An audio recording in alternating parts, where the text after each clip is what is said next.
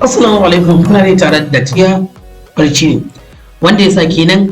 idan ya kasance ka ɗauki ɗaya cikin uku na barci a rayuwar da kai a duniya to lalle barci da barci wani na kwakwalwa ya fara aiki wato duk ya zo zai kwanta barci idan su na karkarwa sannan sai gaba ɗaya sai fara wasu mafarke kwakwalwarsa ta ainihin masa da shi a tara masa shi sannan kuma ya samu daman da zai tuno da wannan abu da ya haddace nan daga lokacin da mutum ya kwanta barci aka samu wannan lokaci na rim ya zo to barci kamar barcin awa ne ya kamata mutum ya a rana wannan ya kala ne wani zai barci kaɗan wani zai da yawa wani gajeri amma fi yawanci barci kan kama ne daga awa 7 zuwa 8 sannan kuma ƙara masa kaifin kwakwalwa wasu abubuwa da research da ruwa